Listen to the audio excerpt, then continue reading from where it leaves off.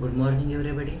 I'm Dr. Nitin Joshi, Professor in Urology with teaching experience of 25 years, working as consultant neurosurgeon in Panvel.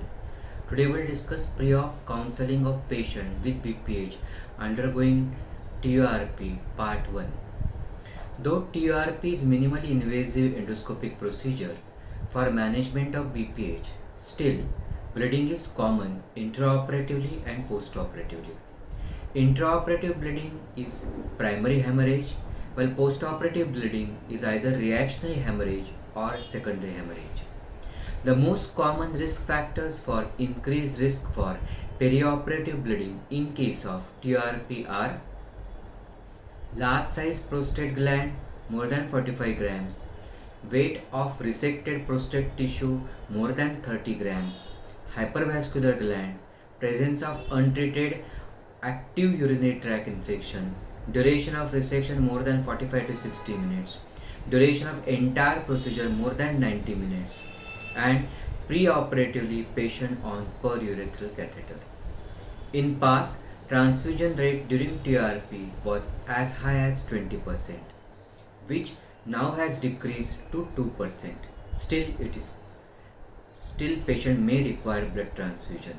Due to possibility of SOS need for blood transfusion, patient with BPH should be counseled before TURP for keeping 1 pint group specific packed cells or group specific whole blood cross match standby ready.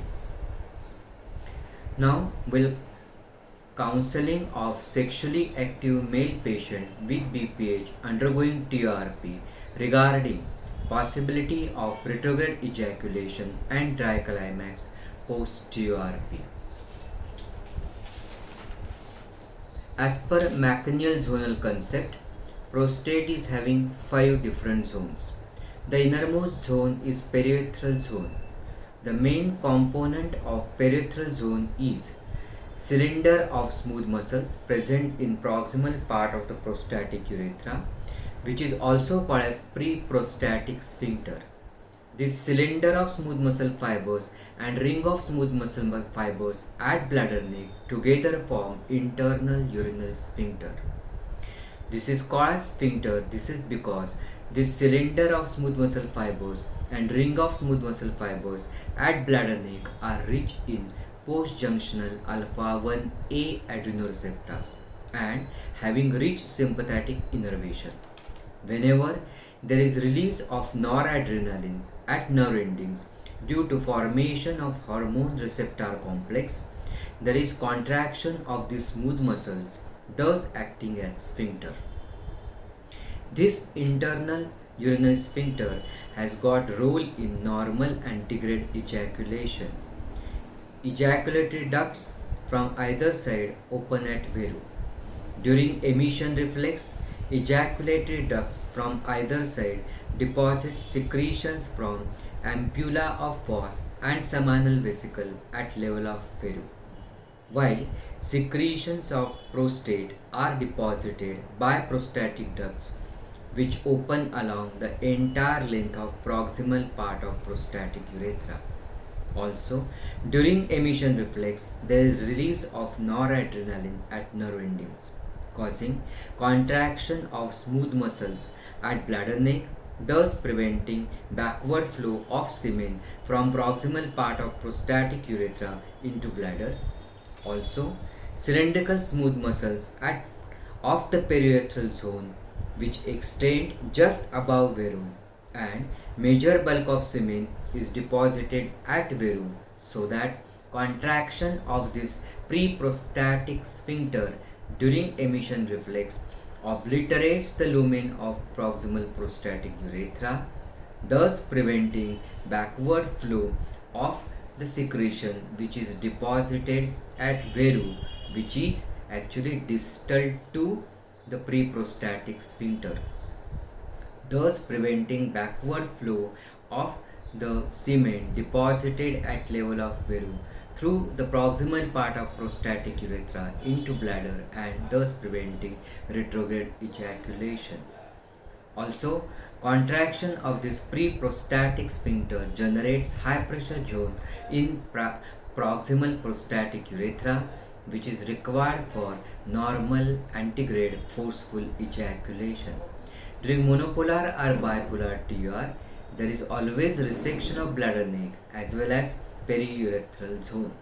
Thus, during emission reflex, after TURP, there is no closure of bladder neck and no obliteration of lumen of proximal prostatic urethra. So, after deposition of semen at Veru will result into backward flow of semen into proximal prostatic urethra and then into bladder with because they offer least resistance causing retrograde ejaculation.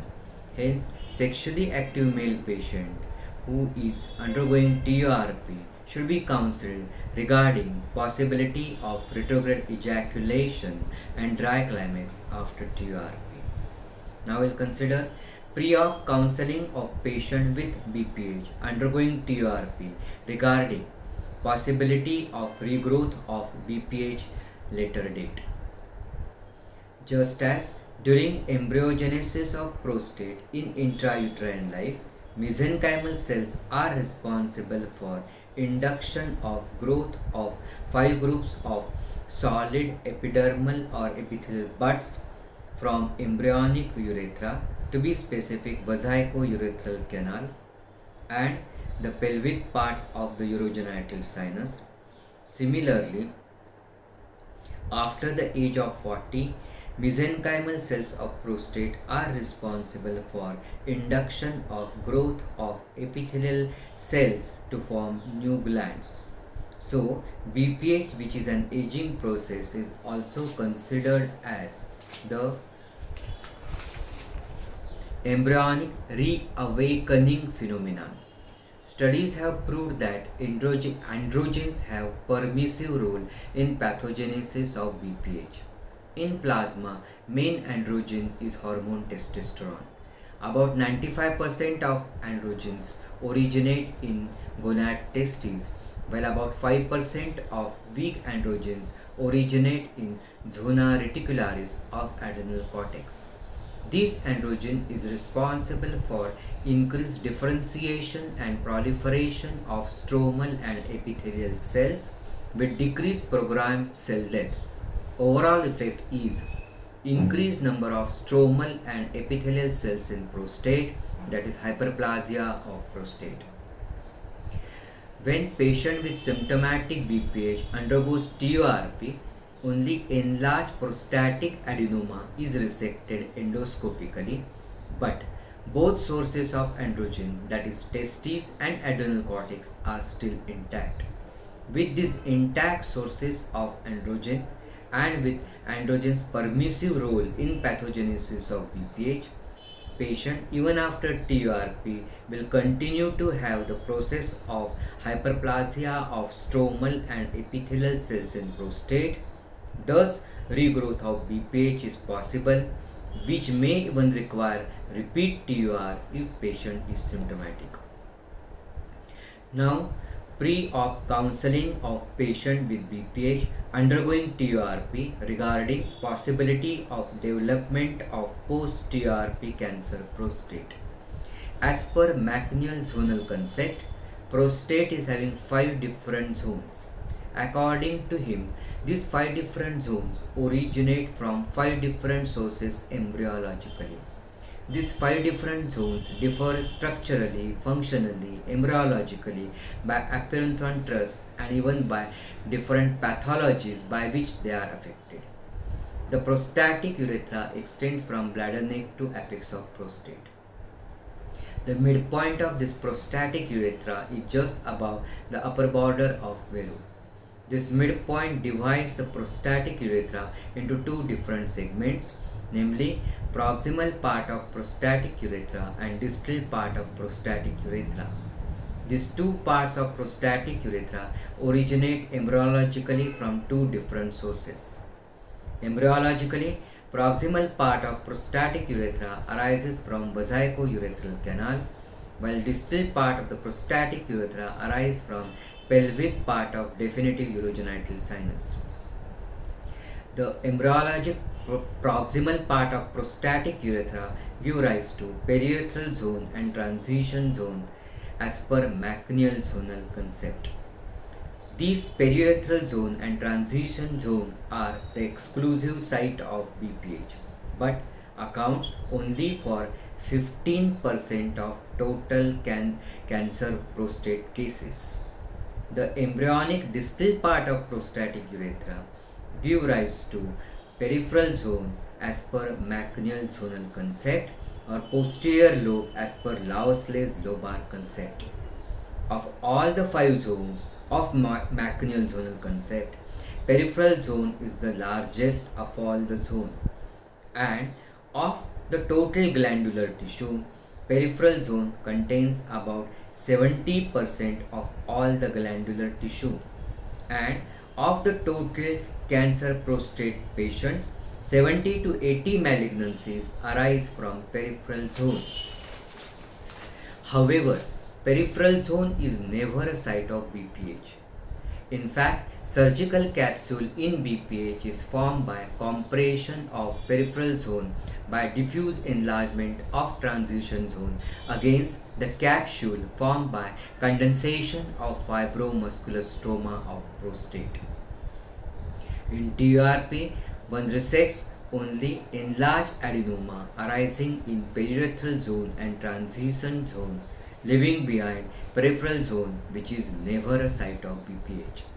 However, peripheral zone is the commonest site of cancer prostate, as 70 to 80% of total patients of cancer prostate originate in peripheral zone. Hence, it is important to counsel the patient with BPH undergoing TURP regarding possibility of development of post-TURP cancer prostate later date or during follow-up. Patient with BPH undergoing TURP should be counseled preoperatively regarding regular follow following TURP procedure, as post-op patient may start developing LUTS, more of obstructive voiding symptoms due to meatal stenosis, stricture urethra, bladder neck contracture, regrowth of BPH, and possibility of development of post-TURP CA prostate. In addition to obstruction to flow of urine, in this patient, if this patient develops superadded infection, then patient may experience not only obstructive voiding symptoms but even storage voiding symptoms, and hence, in order to detect the changes of obstruction and superadded infection, patient should undergo regular follow-up with the urologist. Thank you very much.